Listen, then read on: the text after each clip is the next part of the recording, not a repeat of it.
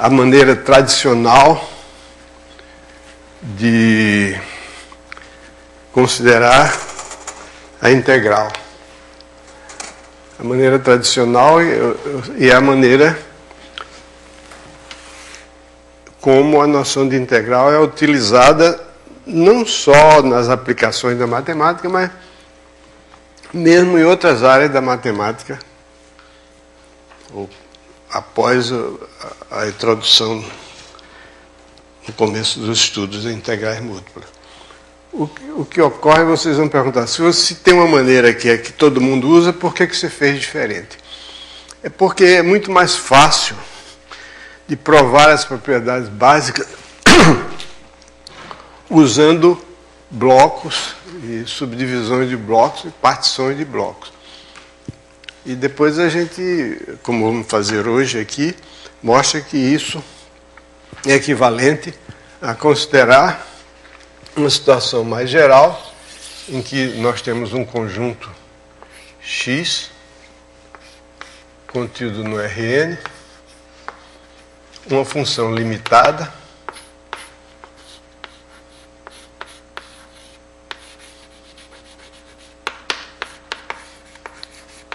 e o problema é definir o que se entende por isso. A integral da função sp de x. Antes de mais nada, é preciso que essa função seja integrável. E nós vamos admitir também que o x é limitado.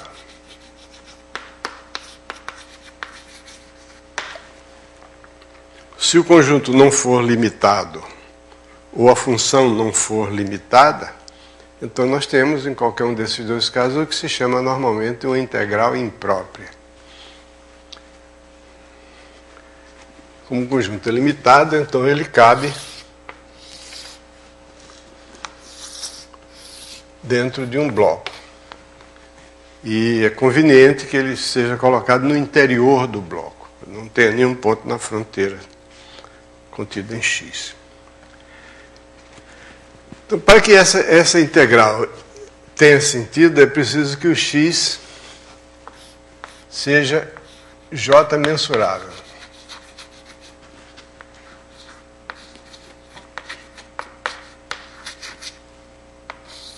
J mensurável significa J é a abreviatura de Jordan. Mensurável a Jordan. Isso tem o seguinte significado. Estou repetindo uma coisa que eu fiz antes, mas para dar continuidade ao que eu vou falar.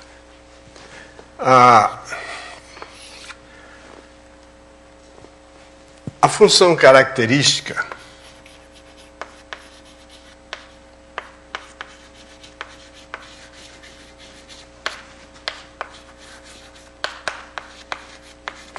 do conjunto x é a função que se índice x devia ser, acho que eu pus xi no livro, mas devia ser qui, né, a letra qui, mas qui é uma letra chata de escrever porque é muito parecida com o x, né? Qui, porque qui característica, né? Xi é característica, não funciona. Então a função característica de x é a função definida no bloco A, que é igual a 0 se x não pertence ao conjunto x e a 1 se x é um ponto do conjunto x. Então a função cujo gráfico, se você imaginar uma função de duas variáveis, o gráfico ele é conhecido como plano z igual a 0, exceto que em cima do conjunto x você tem um cilindro de base x e altura 1. É isso? Então, essa é a função característica.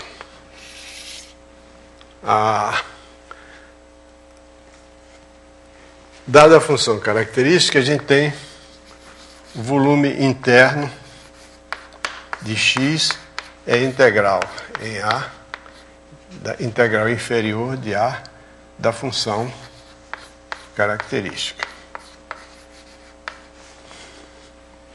E o volume externo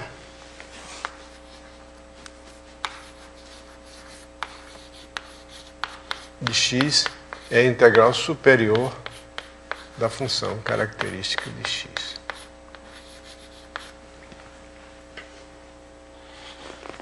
Como a gente sabe, né, a integral inferior é de uma função, é o supremo das somas inferiores dessa função, relativamente a todas as partições do bloco onde a função está definida. E a integral superior é o ínfimo das somas superiores da função relativamente a todas as partições do bloco onde a função está definida. No caso aqui, as somas inferiores são a soma inferior.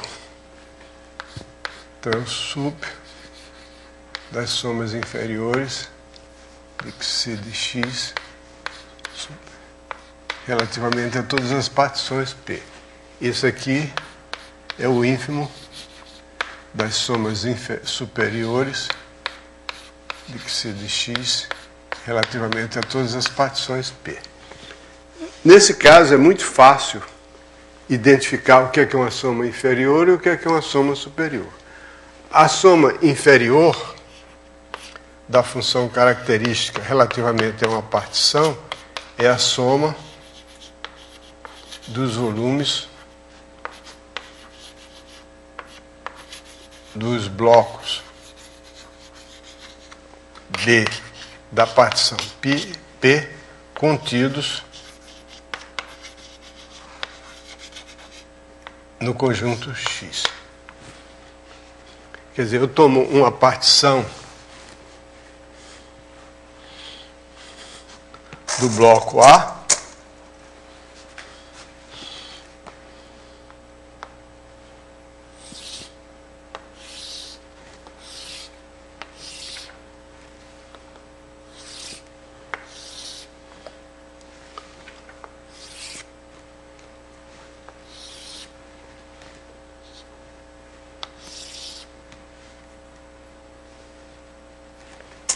Então, nessa partição, eu olho para os blocos da partição. Vamos admitir que isso está contido em X.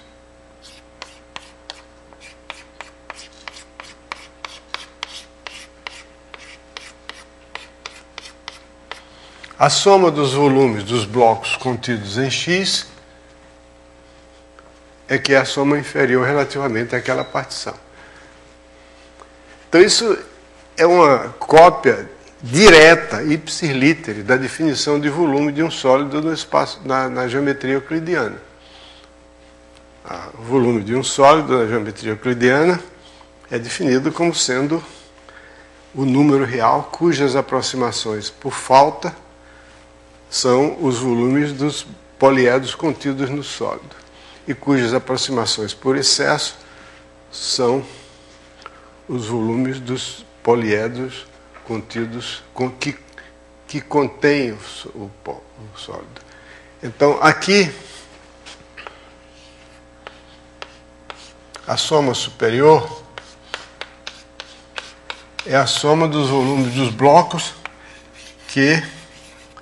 blocos de P que, em vez de contidos em X, que intersectam, não é que contém. A reunião deles contém X. A reunião desses blocos que intersectam X, evidentemente, contém X, porque X está contido no bloco maior A.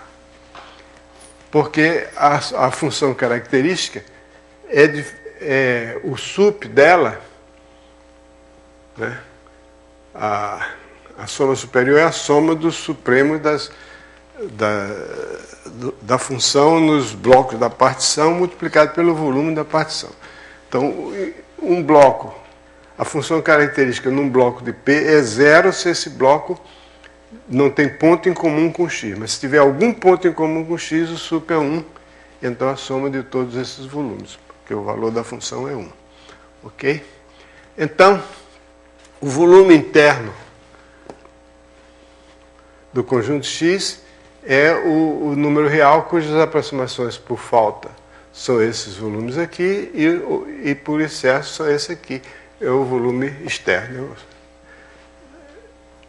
Então, o volume, a função, o conjunto x se chama J mensurável quando o volume interno é igual ao volume externo. Ou seja, quando a função xi de x é uma função integrável. E nesse caso, esse valor aqui, a integral de xi de x dx, chama-se o volume do conjunto x. Isso, para que o volume interno seja igual ao volume externo, ou seja, para que a função seja integrável, é necessário o suficiente que para cada partição você tenha a soma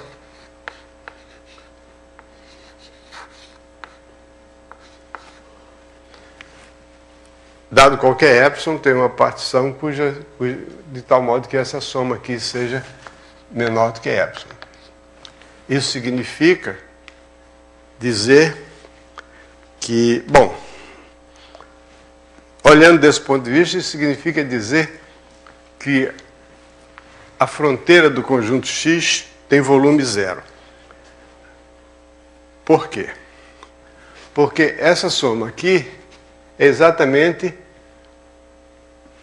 a soma da ômega aqui, ou é zero, a oscilação da função característica, a oscilação dela ou é zero ou é 1. Não tem outra possibilidade. Então, isso significa dizer que é a soma dos volumes dos blocos que contém pontos de x e pontos fora de x. Essa é a soma dá uma aproximação por excesso da fronteira, do volume da fronteira de x. Outra maneira de olhar para isso é ver o seguinte: essa função é integrável somente se o conjunto dos pontos de descontinuidade tem medida nula. Medida não no sentido de Jordan, de volume, mas medida nula. Mas medida nula, a medida, os pontos, desculpa, o conjunto dos pontos, foi o que eu disse? O conjunto dos pontos de descontinuidade da função tem medida nula.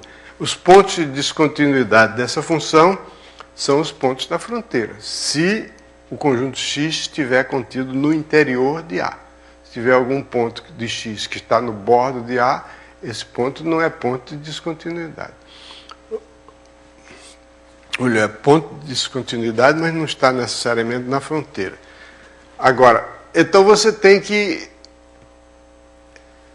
O conjunto é J mensurável somente se a sua fronteira tem medida nula. Mas aqui eu disse que o conjunto é J mensurável somente se a sua fronteira tem volume nulo. Não é a mesma coisa. Um conjunto pode ter medida nula e não ter volume nulo. Por exemplo, o conjunto dos números... Mas no caso é. Eu estou apenas dizendo que não é, mas depois eu vou dizer que é, no caso. Se você tem, por exemplo, o intervalo 0,1 e você olha para os pontos racionais do intervalo 0,1, o conjunto dos números racionais do intervalo 0,1 é um conjunto enumerável, portanto tem medida nula. No entanto, não é um conjunto J mensurável, porque a medida interna, o volume interior desse conjunto é zero, porque esse conjunto não contém intervalos. Os blocos são intervalos em dimensão 1. E o volume externo é 1 porque qualquer intervalo contém números racionais. Então ele não é mensurável. Não é J mensurável. Ele não tem comprimento, que é o volume no caso de dimensão 1. No entanto, no caso aqui, então, ψ de x é integrável. É a mesma coisa que dizer que x é j mensurável, por definição. E que é a mesma coisa que dizer que a medida da fronteira de x é zero. E é a mesma coisa que dizer que o volume da fronteira de x é zero, por uma razão muito simples, é que a fronteira de x, que essas duas condições finais aqui, o exemplo que eu acabei de dar dos números racionais, mostra que essas condições não são equivalentes em geral, mas no caso são, porque o x é compacto. Quando um conjunto tem volume nulo, significa que o volume interior e exterior dele coincidem. Basta dizer que o volume externo dele é zero, porque aí o volume interno necessariamente tem que ser zero. Então ele tem volume zero quando o volume externo é zero. Então, o volume externo é zero, significa que esse conjunto está contido numa reunião finita de blocos cuja soma de volume, total de volumes é tão pequena quanto eu desejo. Dado qualquer epsilon, existe um conjunto finito de blocos que contém o conjunto dado e a soma dos volumes é menor do que epsilon. Como o conjunto é compacto, a definição de medida zero coincide com a definição de volume zero, por causa do teorema de Borel-Lebesgue. Toda cobertura possui uma subcobertura numérica, toda cobertura aberta. Por isso também que a definição de medida envolve blocos abertos. Então o conjunto tem um volume, é J mensurável, se somente por definição que se de x é integrável. Isso significa dizer que x é J mensurável, significa dizer que a medida da fronteira de x é zero, e significa dizer que o volume da fronteira de x é zero. No caso, porque x é compacto. Qualquer x compacto, um conjunto compacto que tem medida nula tem necessariamente volume zero. É mensurável e tem volume zero. Bom, então essa é a definição. Então agora nós temos... Bom, existem as propriedades elementares, mas a gente usa toda hora, dos conjuntos J mensuráveis, que são a reunião de dois conjuntos J mensuráveis é J mensurável. Isso a razão é a seguinte, é que a soma de duas... A função característica da reunião é a soma da função característica de x com a função característica de y. Seria ótimo se parasse aí, mas não para, porque aí vai dar 2 em alguns pontos, não é menos a função característica da reunião, da interseção. Quando x e y são disjuntos, aí vale a reunião. Isso implica que a soma, que a reunião de dois conjuntos mensuráveis é um conjunto mensurável. Porque isso mais isso aqui.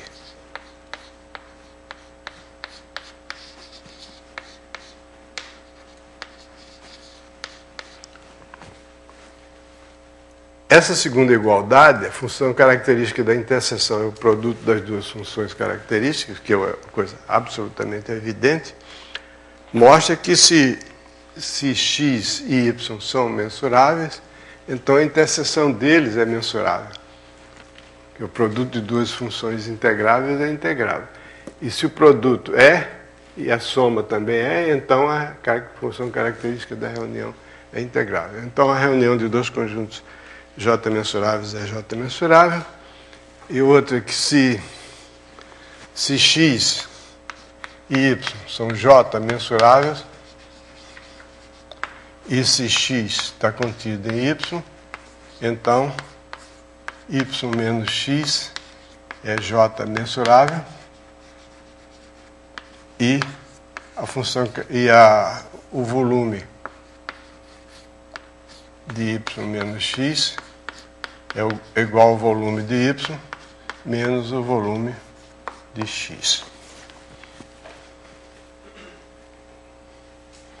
Ok? Muito bem. Ditas essas coisas mais simples, vamos agora considerar um conjunto J mensurável, X, colocá-lo no interior de um bloco e definir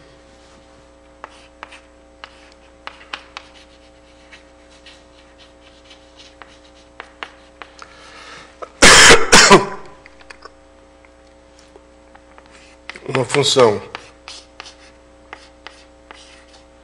limitada.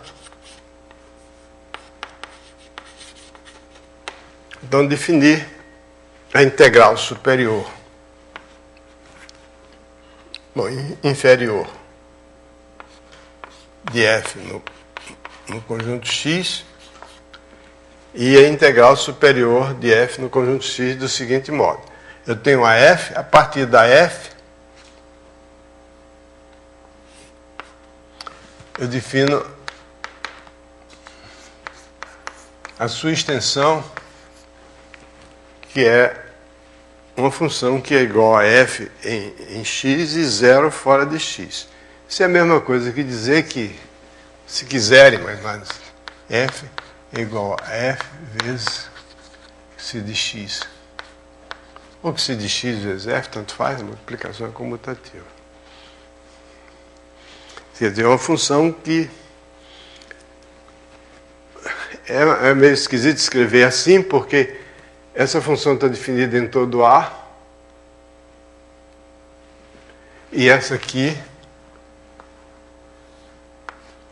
a f está definida só em x. Mas isso aqui quer dizer que vale a igualdade quando ambos os membros forem bem definidos. Então é melhor escrever assim. Escrever direto como é que é a definição. F de x igual a zero se x pertence a A menos x.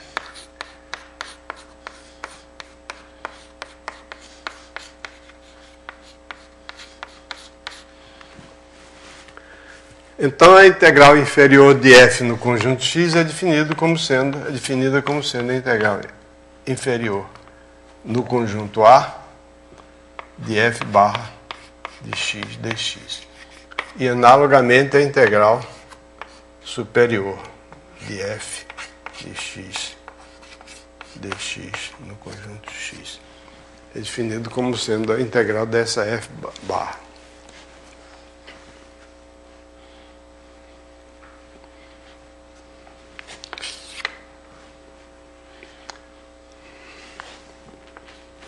Muito bem.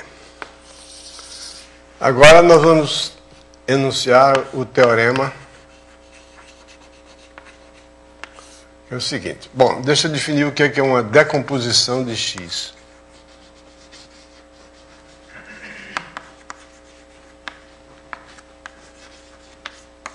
Uma decomposição do conjunto mensurável x é um conjunto, uma sequência de subconjuntos de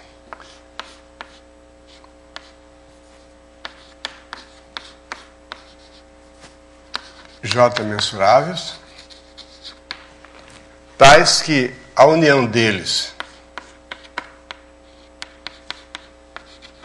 é o conjunto X e, além disso, a interseção de dois deles, se I for diferente de J, a interseção está contida na fronteira de X e na fronteira de XI e na fronteira de XJ. Quer dizer, esses conjuntos não têm, é a mesma coisa que dizer que esses conjuntos da decomposição não têm pontos interiores em comum. Então isso aqui é uma decomposição do conjunto X.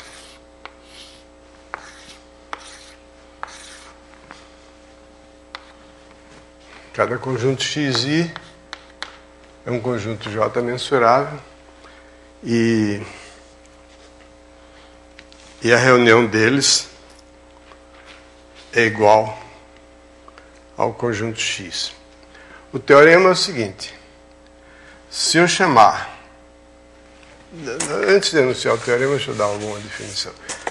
A soma inferior de f relativamente à decomposição D, eu tenho uma função f limitada, definida em x. X é um conjunto J mensurável. Então, a soma inferior é a soma MI volume de XI. E a soma superior, relativamente à decomposição D, vai ser a soma de MI maiúsculo volume de XI, onde MI minúsculo é o ínfimo de f de x, quando x pertence ao iésimo conjunto da decomposição. E, analogamente, MI maiúsculo é o sup do mesmo conjunto de f de x, conjunto dos valores de f de x, quando x pertence a ele. Então, a gente define tudo que fez antes, define a integral superior de f no conjunto x como sendo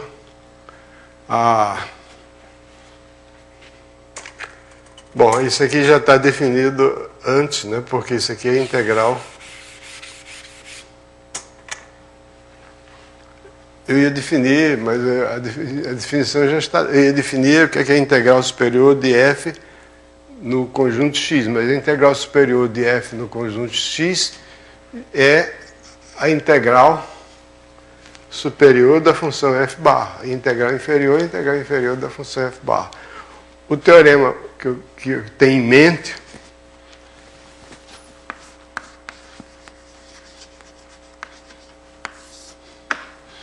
que é a integral de f. Então, f é uma função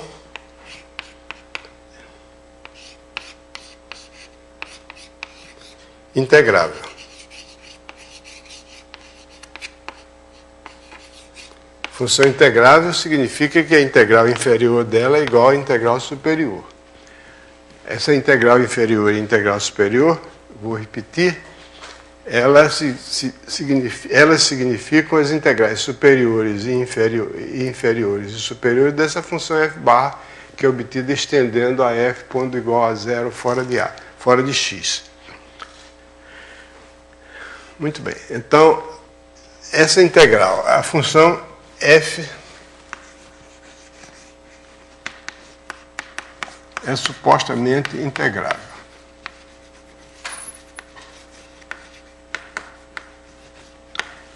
Então, o teorema diz o seguinte, que a integral de f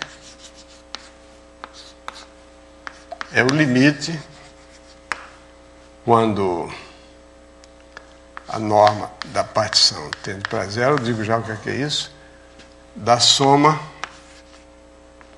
de f de estrela. E agora eu tenho que explicar uma série de coisas que estão no enunciado do teorema. A função integrável, então a integral está bem definida. Eu estendo ela por igual a zero fora, eu tenho a integral nesse bloco. É claro que isso aqui, claro, os mais exigentes vão dizer isso aqui não depende de qual bloco. Claro que não. Se eu puser dois blocos quaisquer, toma a interseção deles ainda é um bloco e a função é zero nas partes que não são comuns, fora da interseção. O que significa limite quando d tende para zero dessa expressão? Isso aqui é o que se chama uma soma de Riemann.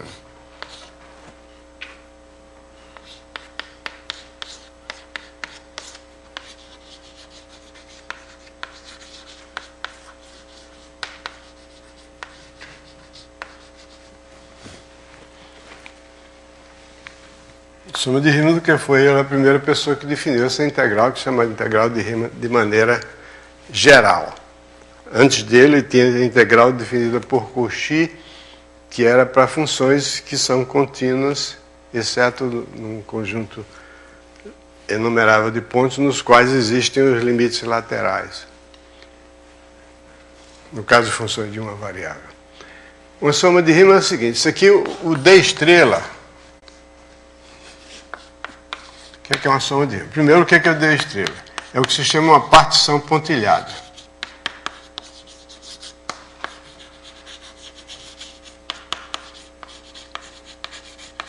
A partição pontilhada quer dizer que o D estrela é igual a uma partição mais uma sequência de pontos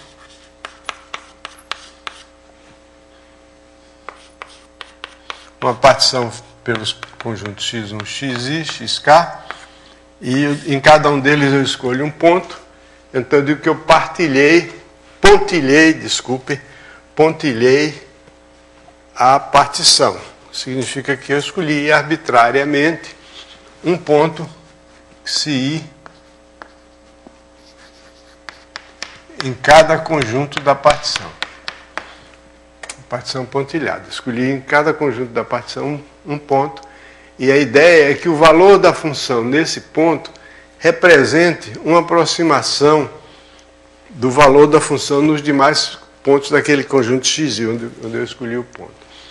Aí você diz, bom, mas é preciso que a função seja contínua para poder os pontos que estão próximos dele representarem os valores da função estejam também próximos. Mas não, porque as possíveis e eventuais descontinuidades que ocorram serão compensadas pelo fato de que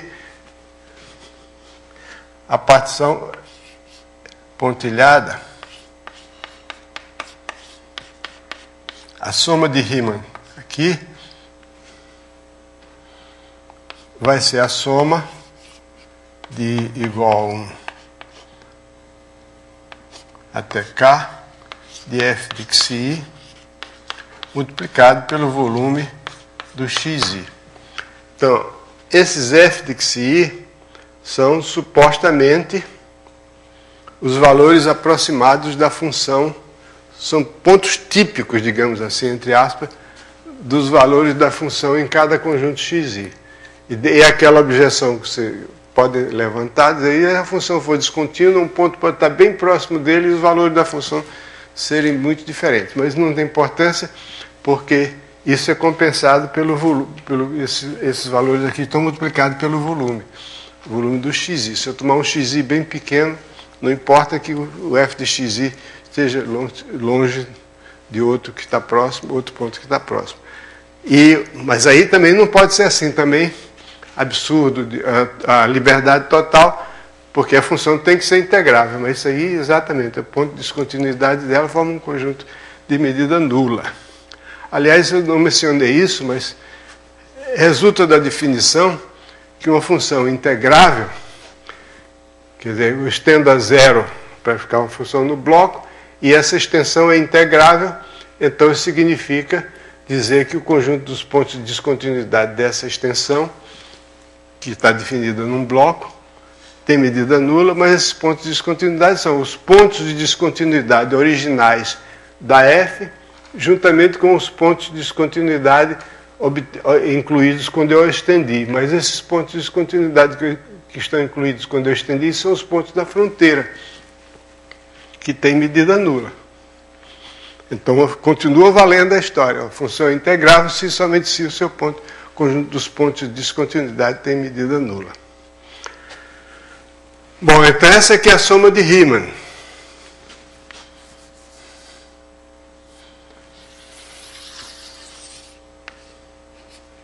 Então essa aqui é a soma de Riemann. E o teorema diz que o limite dessa soma de Riemann, quando a norma da partição tende a zero, é exatamente a integral da função. Agora, o que significa o limite quando a norma da partição tende a zero? A soma de Riemann é uma função que depende não só da partição, mas da maneira como eu pontilhei essa partição. Não só depende, eu falei partição em algumas ocasiões, eu queria dizer decomposição. partição é típico e específico para decomposição do bloco em subblocos. Então, cada soma de Riemann,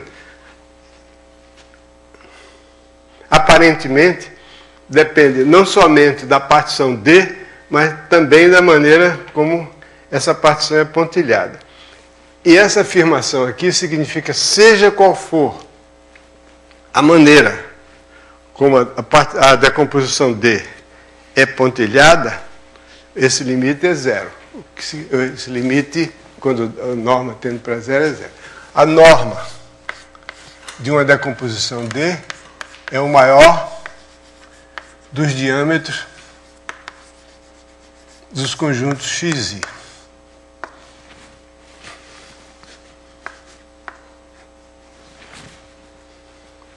Essa aqui é a norma da partição. E essa expressão aqui, essa expressão aqui, limite, significa que para qualquer epsilon maior do que zero, existe um delta maior do que zero, tal que, se a norma da decomposição D é menor do que delta, então a soma de Riemann relativamente a essa é menor do que epsilon, qualquer que seja a forma de pontilhar. Okay? Então esse é precisamente o enunciado do teorema, e é esse teorema que exprime a maneira definitiva como a integral de uma função é concebida.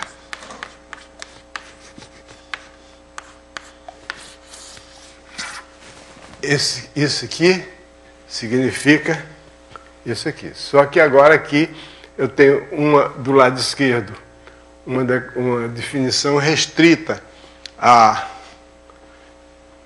decomposições do tipo, decomposições provenientes de partições, e do lado direito eu tenho decomposições mais amplas, de qualquer tipo. Então nós temos esse teorema aí, e nosso objetivo agora é demonstrá-lo. Ele ilustra, esse teorema ilustra,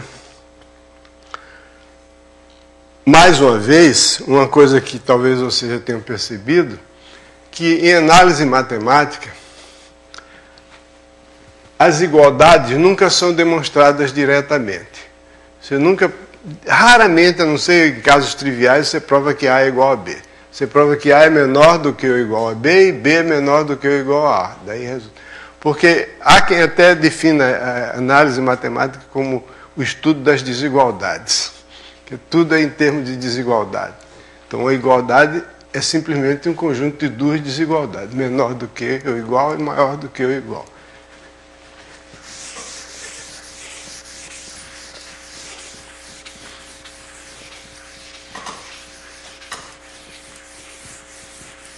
Muito bem. Então é bom pensar um pouquinho no significado dessa igualdade. Vou repetir o que eu já disse antes, talvez com outras palavras, talvez com as mesmas, não sei. Aqui eu tenho a integral definida utilizando decomposições de tipo bem específico. São decomposições em blocos. E aqui eu tenho uma decomposições mais gerais. Muito bem, inicialmente eu não vou considerar o pontilhamento pelo seguinte, que eu queria mostrar é o seguinte, que qualquer que seja a maneira de pontilhar, cada soma de Riemann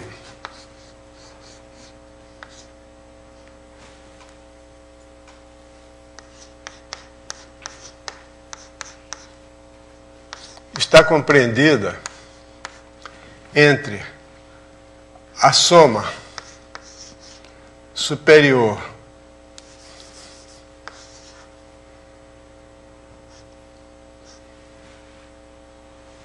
da função f relativamente à decomposição D e a soma inferior da função f relativamente a D, de acordo com o definido antes. Então, se eu provar que o sup das somas inferiores é igual ao inf das somas superiores, então automaticamente fica provado que o limite, se o limite não vou fazer que soma, se o limite das somas inferiores, quando a decomposição tende para zero, é igual ao limite das somas superiores, então as decomposições pontilhadas ficam espremidas entre esses dois limites. Se eu mostrar que os dois são iguais, está acabado. Muito bem, então nós vamos começar com o lema. Como acontece frequentemente, o lema só tem a sua existência justificada depois que a gente demonstra o teorema. Antes a gente olha para o lema e diz, pô, o que esse lema está fazendo aí? O lema é o seguinte.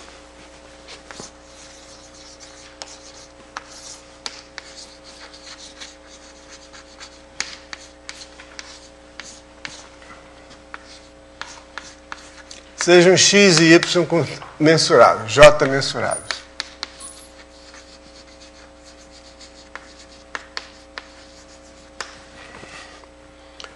X contido em y, ou y contido em x. Se o volume de y é igual a zero, então, para cada epsilon maior do que zero, existe um delta tal que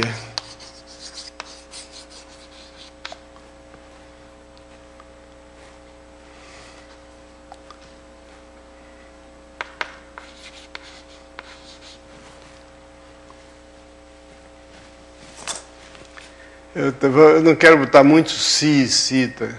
Se o volume... Vou botar aqui com o volume de y igual a zero.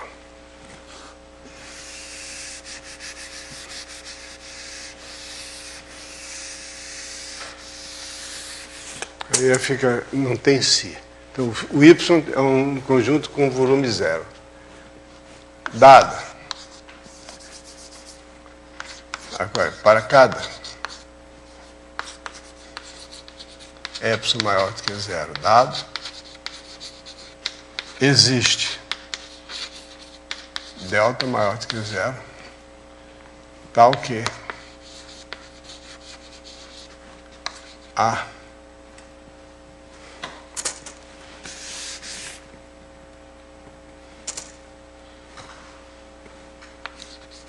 se D é uma decomposição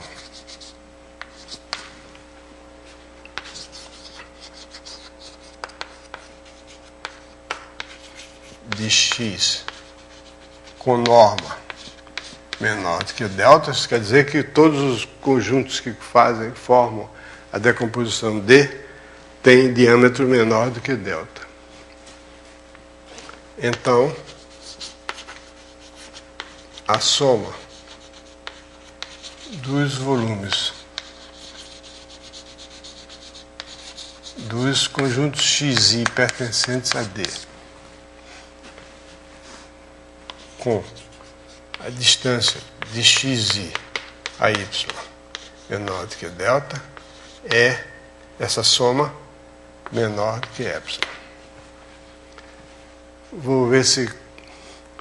Então você tem um conjunto X, que é um conjunto J mensurável, e dentro do conjunto X você tem um Y que tem volume zero.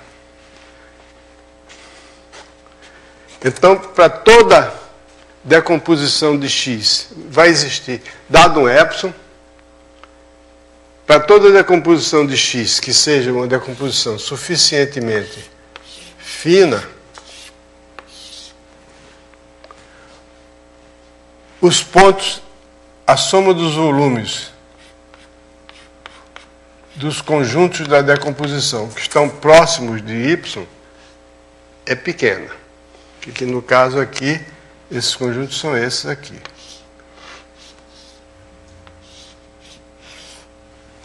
se eu tenho um conjunto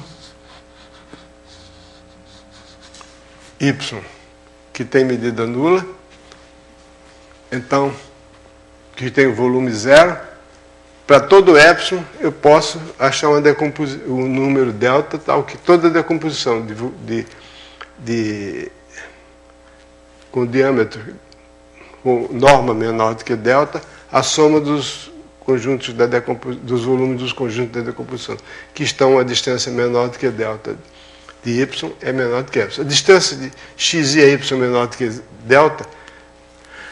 A distância entre dois conjuntos não sei se vocês ainda se lembram, é a menor distância entre dois. Se existir, se os dois conjuntos forem fechados, existe essa distância. É a menor distância de um ponto de um a um ponto de outro. Agora, quando eu digo que se não existe, então é o ínfimo das distâncias de um ponto de um a um ponto de outro. Isso aqui significa que existe algum ponto em xi e algum ponto em y tais que a distância é menor do que a delta. Tá? Porque se o ínfimo é menor do que a delta, então é porque tem dois elementos cuja distância é menor do que a delta. Porque isso aqui é o ínfimo das distâncias dos pontos de x e aos pontos de y. Ok?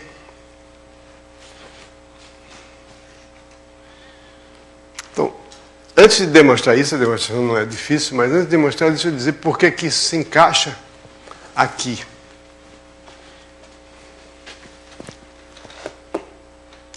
Porque aqui, essa integral é definida em termos de partições do bloco. E aqui eu tenho uma decomposição geral. Então, mas não é decomposição geral, mas a norma da decomposição vai tender para zero. Se eu tomar normas cada vez menores. A norma da decomposição é o maior diâmetro dos conjuntos da decomposição. Então, as somas que aparecem aqui, que aproximam esse limite, são essas somas de Riemann, que são relativas aos valores da função nos conjuntos xi. Xi, faltou um i aqui. Ok? Se eu tivesse um conjunto xi dentro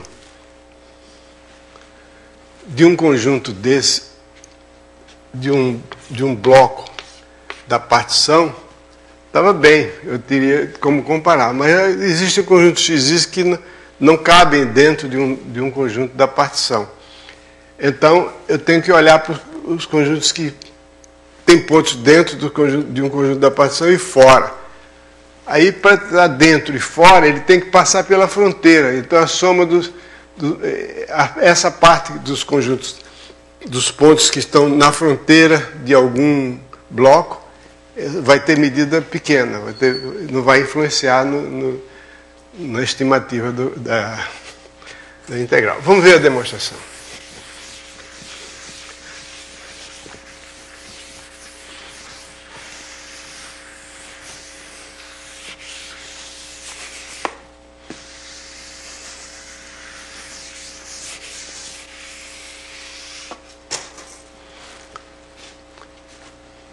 Está claro o enunciado? Y é um conjunto de volume zero, x é um conjunto que contém, e então, dado qualquer epsilon, eu posso achar um delta tal que, com qualquer que seja a decomposição de x com norma menor do que delta, os volumes, a soma dos volumes dos conjuntos da decomposição que estão próximos de y é pequena. Bom, a demonstração é a seguinte. Dado epsilon maior do que zero,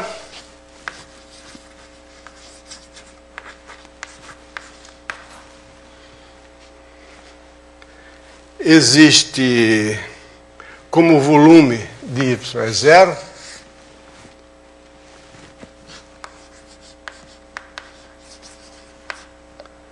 existe um delta maior do que zero, ou melhor, existe um delta, eu posso cobrir Y com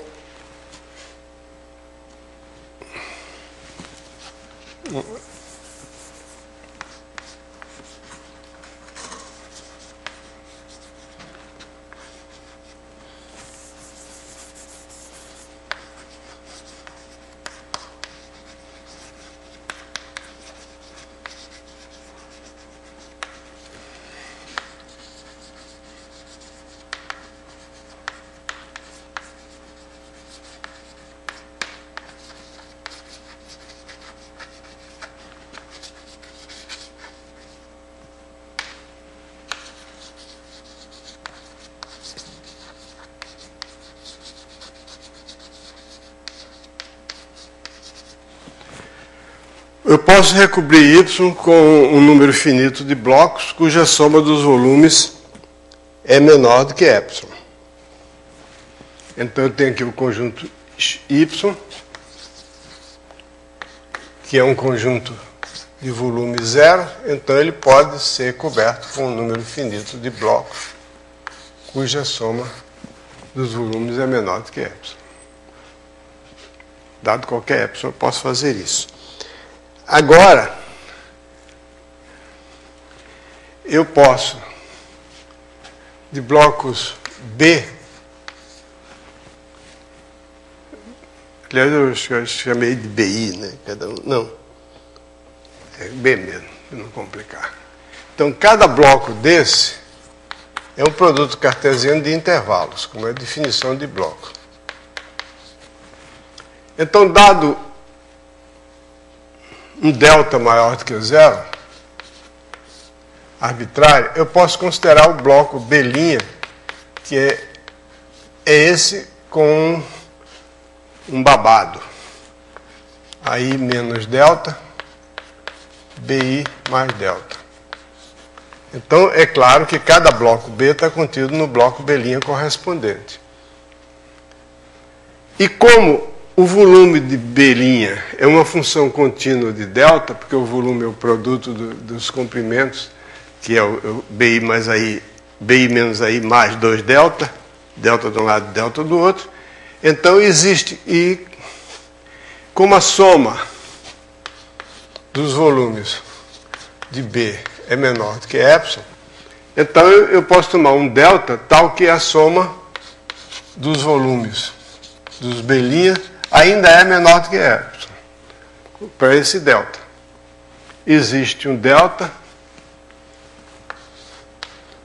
tal que a soma dos volumes do B' ainda é menor do que Y, porque a soma dos volumes do B' é uma função contínua de delta que é igual, que é menor do que Y quando delta é igual a zero,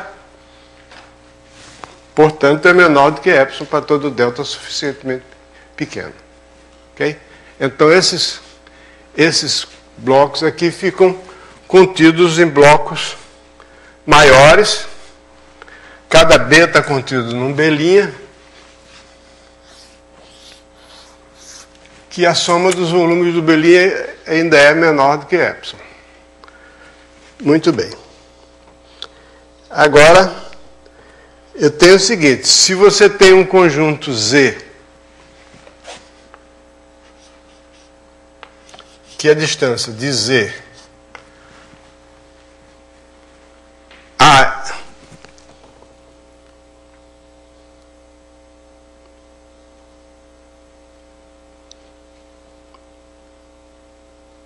ao bloco B é menor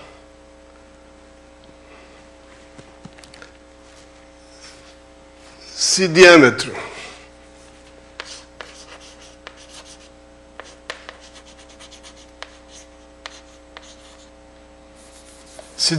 do conjunto Z é menor do que delta, então, se a distância de Z a um bloco B é menor do que epsilon, do que delta, então isso implica que Z está contido em B'. Ok? Então esse aqui é o ponto crucial da demonstração.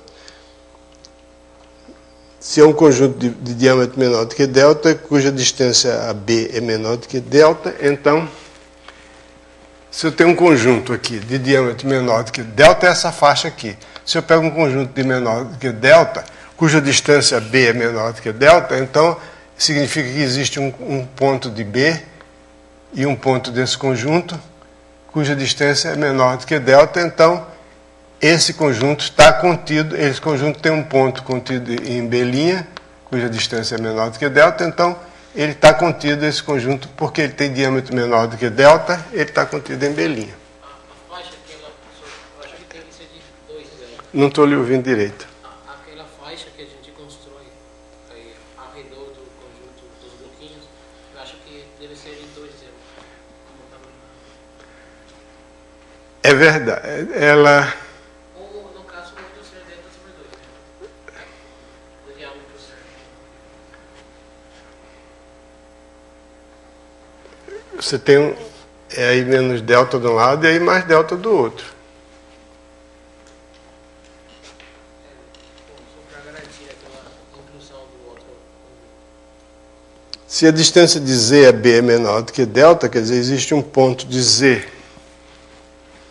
Você tem distância de Z a B menor do que delta, quer dizer, existe um certo Z e um certo B, tais que a distância de Z a B é menor do que delta. Então, esse ponto Z, tomando a norma do máximo, as distâncias são medidas na horizontal e na vertical.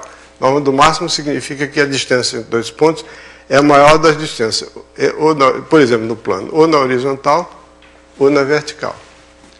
Então, se a distância de Z a B é menor do que delta, então significa que esse Z está dentro da bola. Então, quer dizer, qualquer ponto de Z está dentro. Aí ainda tem que tomar em conta o diâmetro do outro. Aí tem que levar em conta o diâmetro. Então tem que tomar delta sobre 2, não é isso? Você tem razão. Se é um conjunto menor do que delta sobre 2, tem que corrigir aí no livro. É delta sobre 2. Obrigado, Carlos. Se o diâmetro é menor do que 2, então a distância de Z a B é menor do que delta sobre 2. Então qualquer outro conjunto, qualquer outro ponto do conjunto Z, um Z', distância de Z a Z' ainda é menor do que B sobre 2, delta sobre 2, então a distância é menor do que delta. Então qualquer ponto Z' dista de um ponto de Z de B menos do que delta, de que epsilon, portanto, do que delta, portanto está em B'. Ok. Então, corrijam aí. Se o diâmetro de Z é menor do que delta sobre 2, então a distância de Z a B menor do que delta implica que Z é menor do que B'. Então, aqui...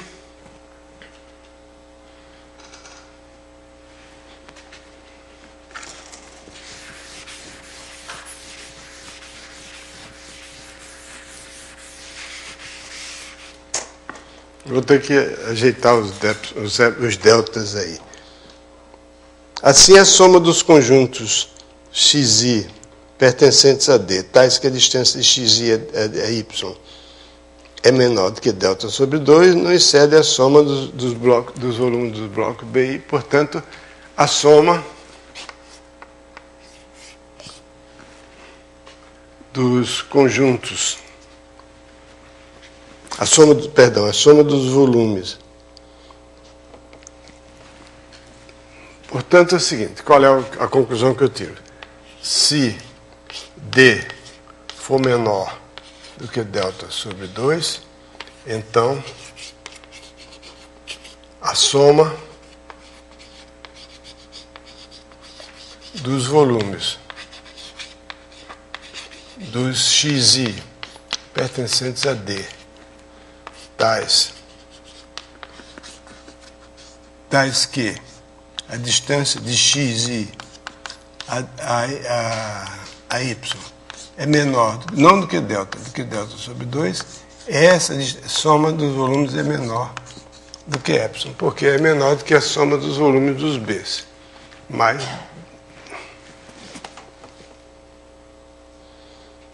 que a distância de xi a y é menor do que delta sobre 2, então significa que a distância de xi a b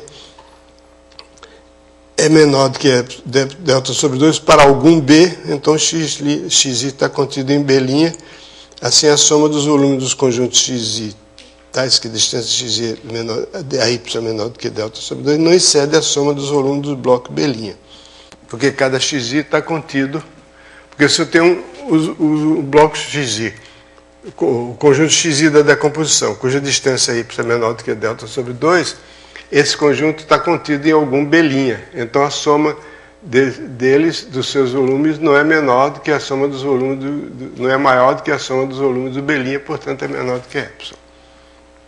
Ok, então tem que corrigir aqui e botar delta sobre 2, ok? Aí valendo para delta sobre 2, aí tomar o delta igual... Bom,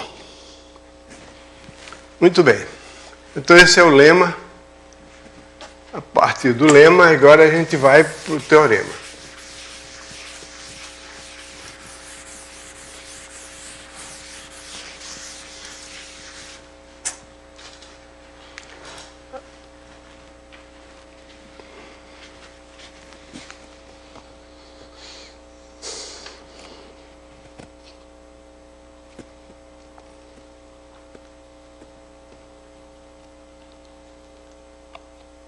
O teorema é precedido de outro teorema que é o seguinte. Esse teorema se segue do seguinte.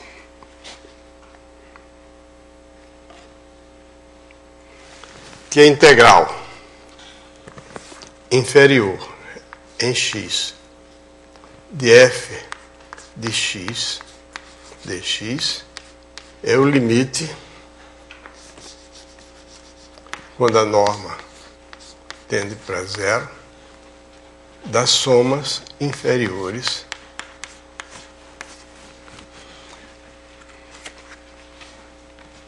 de f relativamente a decomposições d.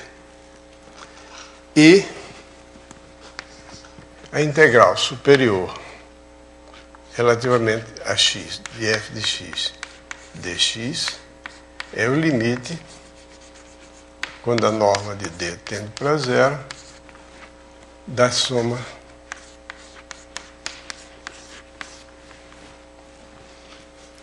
Uma vez provado isso, aí esse teorema se segue por causa da observação que eu fiz de que essa soma aqui está compreendida entre as somas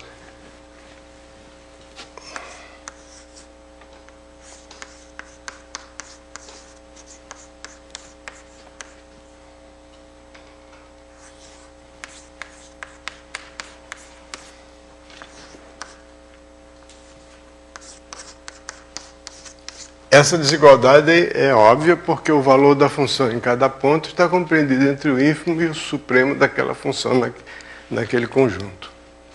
Então, se eu provar isso aqui e isso aqui, então a função, esses dois aqui são iguais, então isso aqui fica, esses limites são iguais, então fica intercalado pelo teorema chamado teorema do sanduíche. Então vamos provar isso aqui.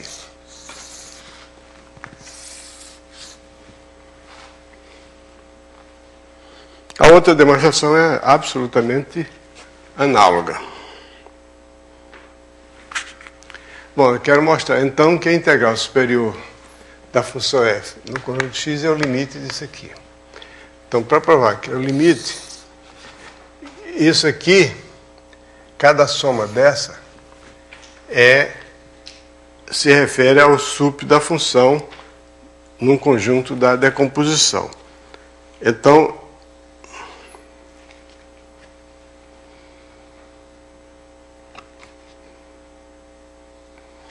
a primeira observação é a seguinte: podemos supor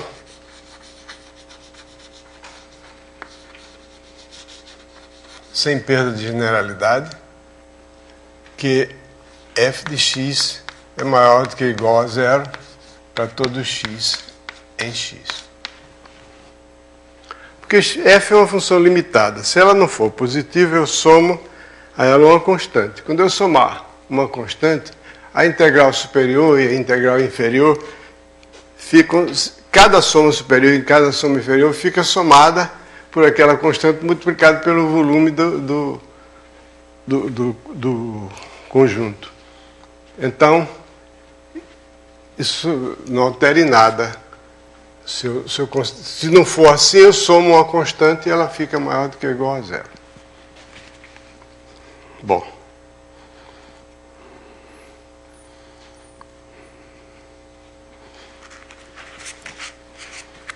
Não vai dar para demonstrar tudo isso hoje, então vou até onde eu posso ir. Primeira coisa que eu faço é o seguinte: dado um epsilon maior do que zero, eu quero provar o seguinte, que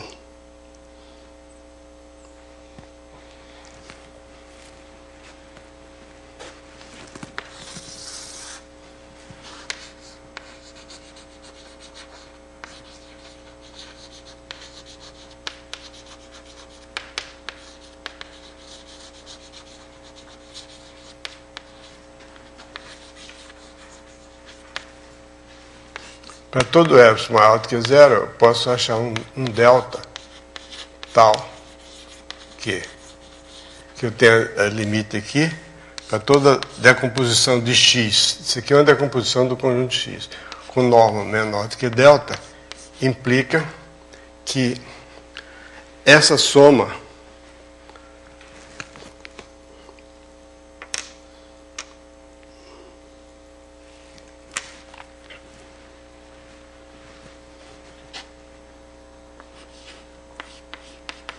relativamente à decomposição D é menor do que ou igual à integral superior de f de x dx em x mais epsilon. Qual é a ideia que está por isso? Isso aqui é o seguinte: a integral superior, essa integral superior, é o ínfimo das somas superiores. Então, se eu puser a integral superior mais epsilon, se eu provar que isso aqui é menor do que epsilon, do que esse aqui, só basta eu provar, para provar que esse aqui é o limite, quando o delta tende para zero de S de f de D, basta mostrar que eu tenho que provar isso e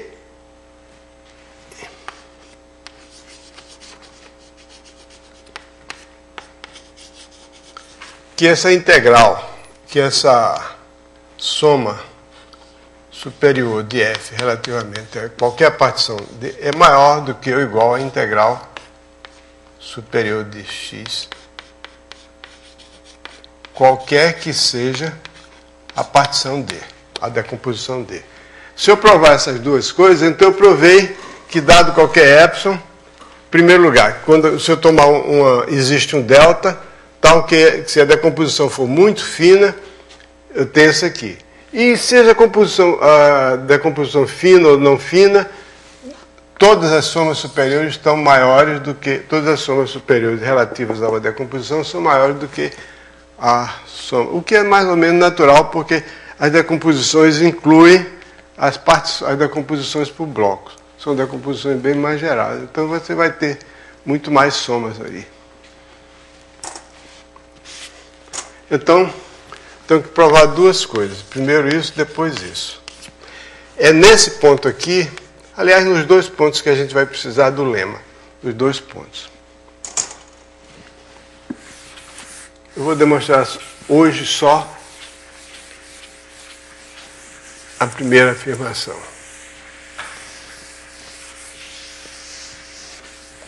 Depois a segunda. Vamos provar inicialmente que para todo epsilon maior do que zero existe um delta tal que qualquer que seja a soma, qualquer que seja a partição com norma menor do que delta, a soma superior relativa àquela partição é menor do que ou igual, está por aqui.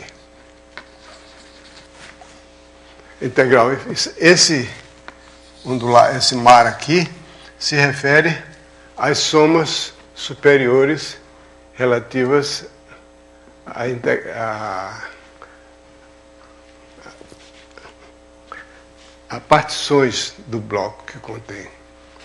Bom, em primeiro lugar, é o seguinte, dado epsilon maior do que zero. Então, primeiro começo com epsilon.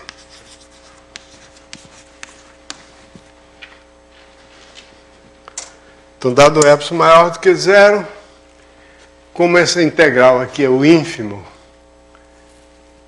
das somas superiores relativamente às extensões de f a um bloco que contém x, existe. Então eu imagino que o x está contido num bloco A.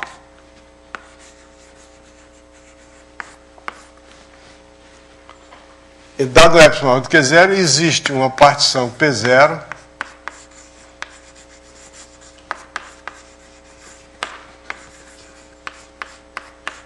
tal que o quê? Como esse número, de integral superior, é o ínfimo das somas superiores relativas a toda a partição, então que a soma superior de f bar relativamente a P0 vai ser menor do que a soma superior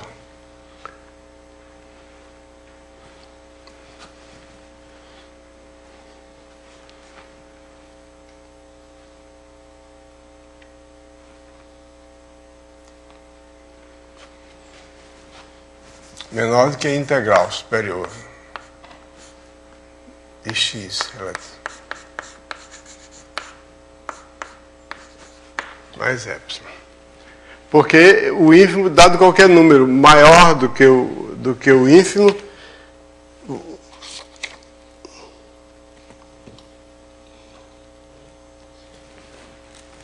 existe um elemento do conjunto.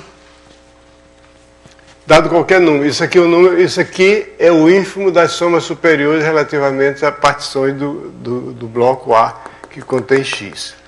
Então, se eu tomar um número maior do que o ínfimo, existe um elemento do conjunto, que é o conjunto das somas superiores, que é menor do que esse número. Tá? Você tem um conjunto de números reais, você tem um ínfimo, dado qualquer número maior do que o ínfimo, existe um elemento do conjunto que é menor do que aquele número. Então, existe uma partição P0 que cumpre essa condição aqui. Agora, faz o seguinte, seja y a reunião das faces próprias dos blocos da partição P0. Então, a partição P0, o y vai ser a reunião de todas essas coisas aqui. Então, é evidentemente que o volume de y é igual a zero. Então, eu estou naquela condição da hipótese do lema.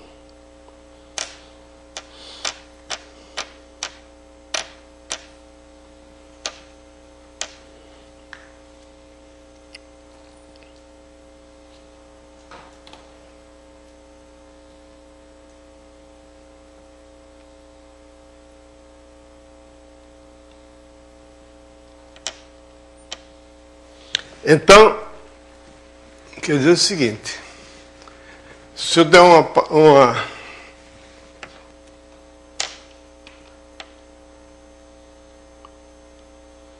Então o lema me assegura,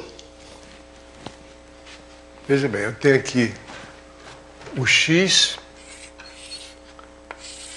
está contido no bloco A. Eu tenho a partição de A.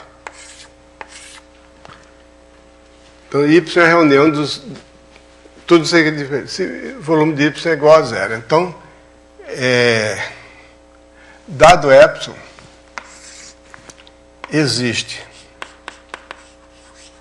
um delta maior do que zero, tal que, se D é uma decomposição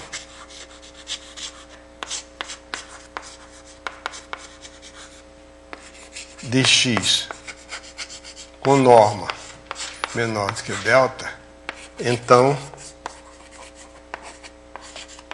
a soma dos volumes dos conjuntos x e pertencente a D com a distância de x e a y é menor do que delta é inferior a epsilon sobre alguma coisa. Deixa eu ver o que é. Essa aí deixa alguma coisa, depois quando termina de fazer, bota aquela coisa qual é. Epsilon sobre 2k. Como sempre, esse k aqui, esse k é, no caso, a diferença entre o sup e o ínfimo da função é o sup da função, porque a função é maior do que ou igual a zero. A função o sup dela é k, ok?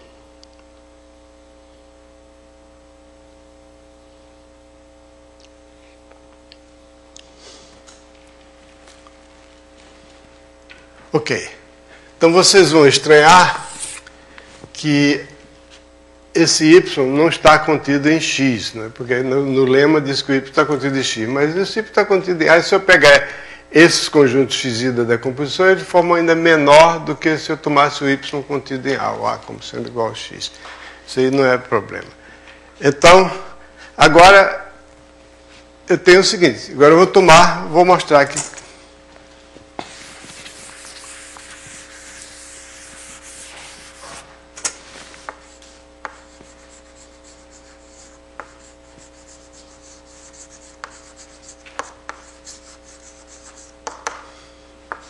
Se D é uma decomposição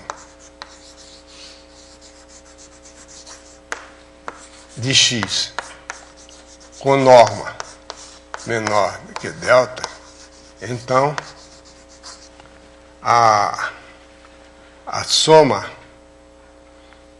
Bom, então, primeiro é o seguinte.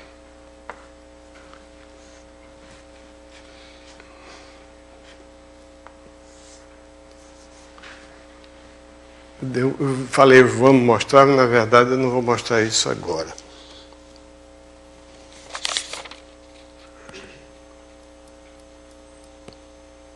Ok, então tá bom. Então, a soma superior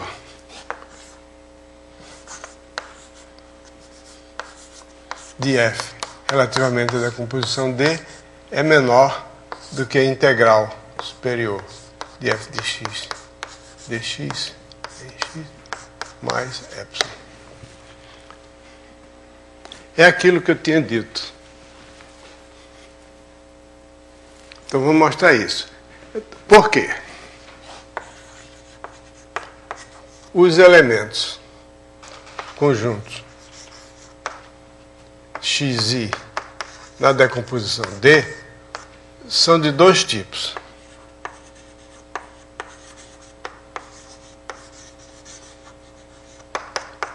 Os x-alfas, que estão contidos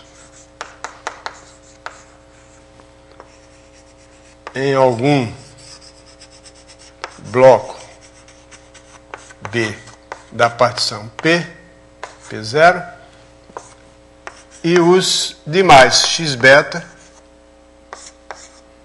que são os outros, que não estão contidos em nenhum conjunto da partição beta, da partição P0, em um bloco da partição P0. Então, veja bem, eu tenho aqui o conjunto X, eu tenho uma decomposição do conjunto X, vou mostrar aqui a soma superior relativamente a essa decomposição, quer dizer, soma superior relativamente à decomposição é a soma dos máximos relativamente em cada conjunto X multiplicado pelo volume de xi, onde xi são os conjuntos da decomposição D.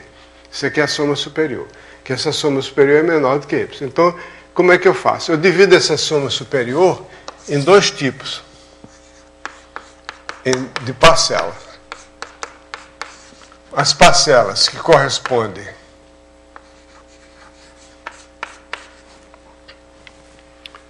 os conjuntos X-alfa, que estão aqueles que estão contidos dentro de algum bloco da partição P0, e os outros, que são o que eu vou chamar de X-beta.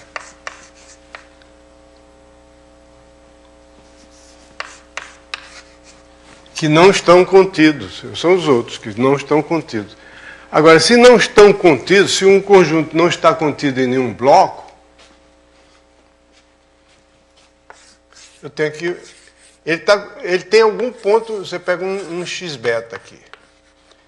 Se ele não está contido em algum bloco, significa que ele tem pontos que estão no bloco e pontos que estão fora do bloco. Mas esse bloco, se tem pontos que estão no bloco,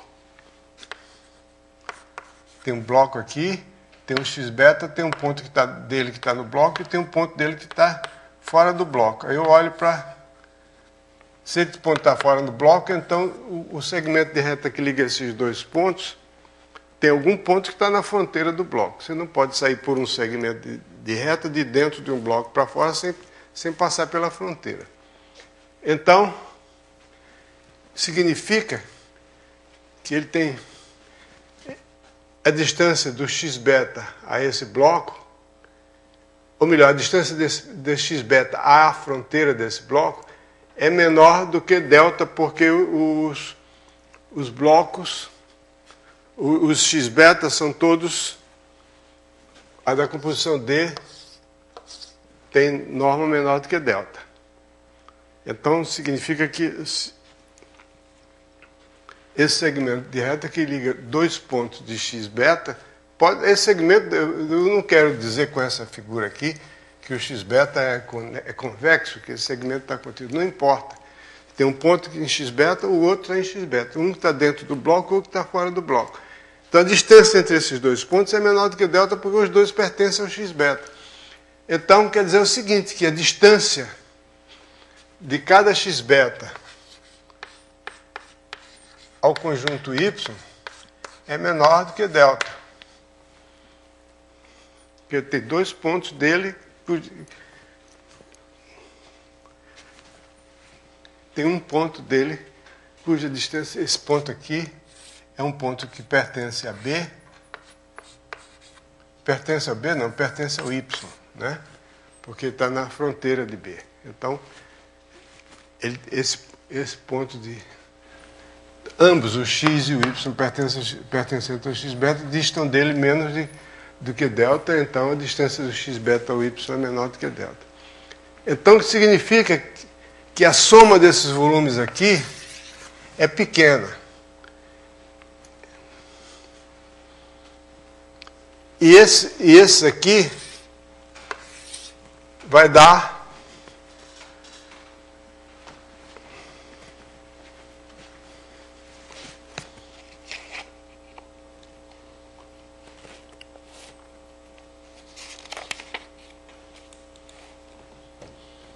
a soma dos volumes do x-alfa. Esses x-alfa estão todos contidos em conjuntos de diâmetro menor do que delta.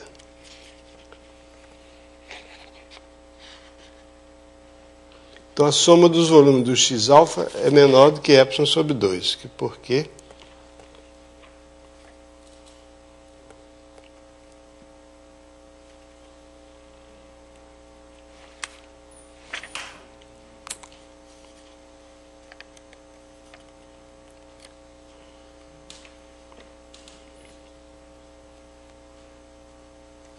Ah, sim, desculpe, eu fiz o...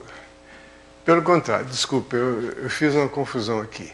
Os conjuntos são de dois tipos. Os x-alfa, que estão contidos em algum bloco, e a soma dos volumes do x-alfa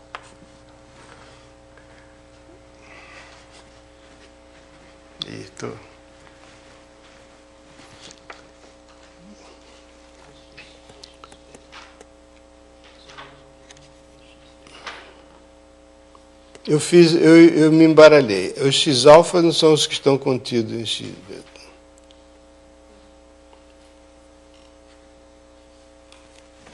Bom, ficou diferente do que está no livro, mas não tem importância. Quer dizer, os x-alfa que estão contidos em algum bloco, então a soma deles, ok. Então a soma dos volumes do x-beta é menor do que epsilon sobre 2. A soma esse x-alfa aqui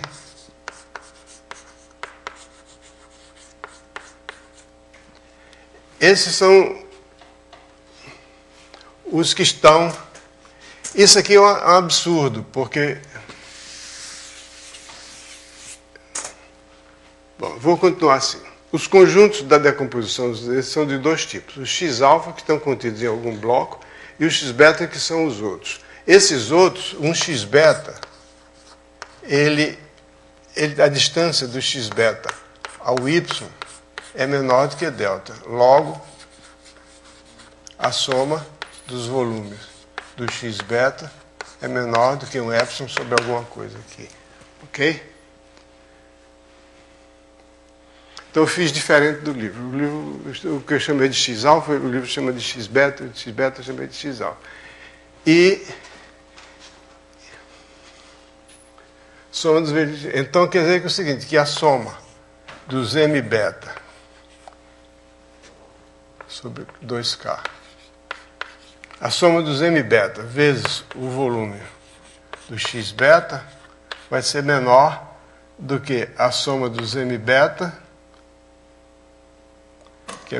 Cada m-beta desse é menor do que K, vezes a soma dos volumes do x-beta, que é menor do que ou igual a K vezes epsilon sobre 2K, que é igual a epsilon sobre 2. Então a soma, essa parte aqui, essa soma aqui é menor do que epsilon sobre 2. Já essa soma aqui é menor do que ou igual a integral superior de f de x dx em x, porque isso aqui é uma parte da soma superior, isso aqui é menor do que ou igual à soma superior de f relativamente àquela da composição. Então, com minhas humildes desculpas pela confusão aqui, fica provado que vale isso aqui. Então, como eu disse, é o seguinte, vamos agora,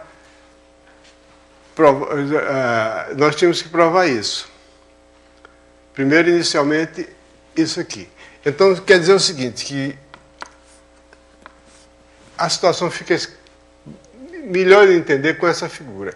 A integral superior de f é o ínfimo do conjunto das somas superiores relativamente a todas as partições partições do bloco. Esse é o ínfimo das somas superiores relativamente às partições do bloco. Isso aqui é esse aqui mais epsilon. Como isso aqui é o ínfimo, qualquer número menor menor do que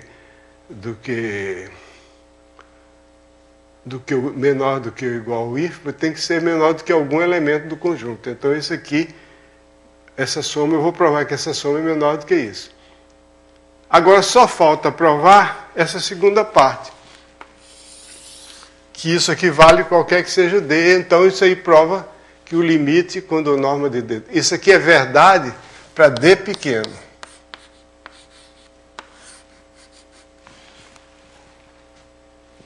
Então, uma vez que eu provo essa segunda parte, aí fica realmente estabelecido que vale essa inclusão aqui. Então o limite é igual a esse. Fala, Renan. Ali é epsilon mesmo ou é epsilon sobre 2? Não sei se entendi, mas acho que a ideia é... Aqui é epsilon sobre 2 e epsilon sobre 2. Somando da epsilon. Então, se eu entendi essa soma é menor que a integral mais epsilon sobre 2. É isso?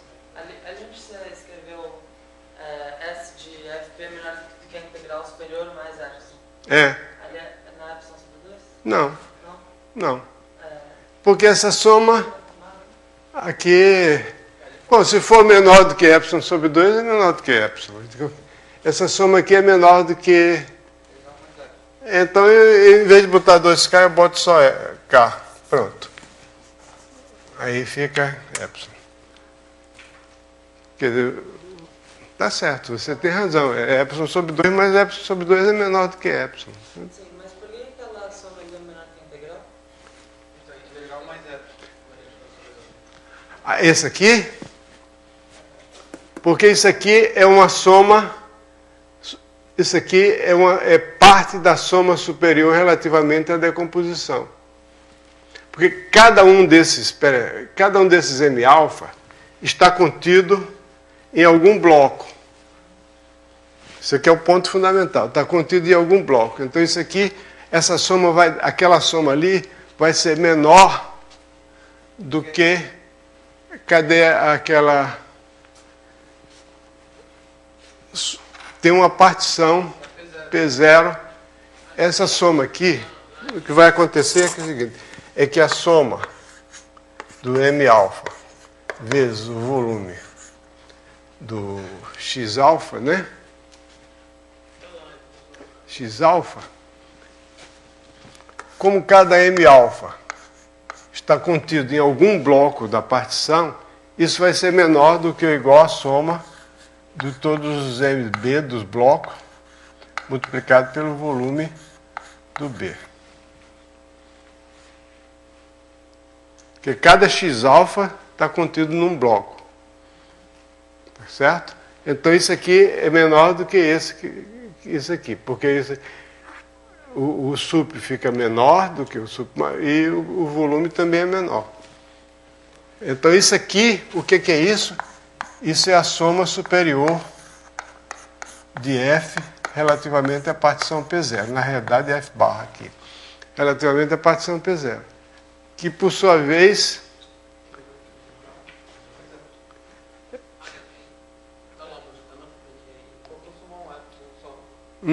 Faltou só somar um epsilon na integral. Ah, tá. Por isso que era... Mais epsilon. Não, aí esse termo aí é menor ou igual que a integral. Isso aqui é a soma. Isso aqui é a soma superior, que é por sua vez menor do que ou igual à integral mais epsilon. Por isso que é epsilon sobre 2.